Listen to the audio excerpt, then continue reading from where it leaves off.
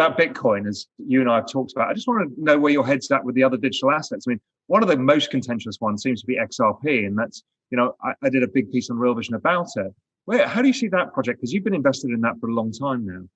Yeah, I think, it's easy to be kind of extremist on currencies, and, some people think it's all one versus all another. I think there's going to be a single digit number of very important blockchains in the long run. There won't be 2,000, but there won't be just one. So we are invested in Bitcoin and ETH and XRP.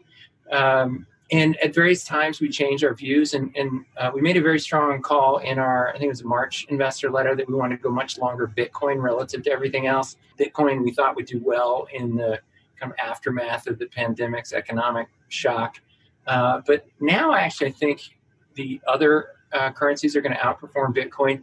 And, this isn't to inspire a bunch of hate trolling, but Bitcoin's going to go up a ton. But I just think other things can outperform it. And partly it's just, Bitcoin's the mega cap. It can't go up and down as much as the tiny little small caps do. And I think we're in a massive bull market. So the smaller cap things have high beta. They're going to outperform. Bitcoin's 62% of the market cap right now. Got up to just below 70. And a few years ago, it was down to 32. So a quick kind of metric would be, I think Bitcoin dominance will drift down by Bitcoin going up and everything else going up a lot more. What's the most exciting thing you're seeing on XRP, and what's the most exciting thing you're seeing on ETH right now? XRP is fueling the cross-border money movement that we had, everybody in the industry has been talking about for a long time. Currently, blockchain-enabled cross-border money movement from the United States and Mexico is getting close to 10% of all of that very important $25 billion remittance corridor. So that's a huge success for our industry, that a use case that's really making people's lives better. And if you think about remittance, for those of us in finance, the average remittance cost is 9%, and it's just a number, whatever, it's 900 basis points. But for the migrant, that's a month's wages, right? The migrant has to work for an entire month just to pay their remittance company. So if you can send it, with crypto directly, it's almost free. If you have to, pay an agent, like Bitso or somebody like that, it's 1% or 2%. But it's still, it's already changing people's lives. And obviously, the most important thing in Ethereum is ETH 2.0 going live, going away from proof of work, which is, wasteful, obviously, to proof of stake to allow, a much more efficient system. And how are you seeing all these DeFi projects? Because, this is a very typical early phase where things launch, things blow up, whatever, and then eventually something establishes some sort of dominance and thing. Where are you seeing that space? Have you been invested in that?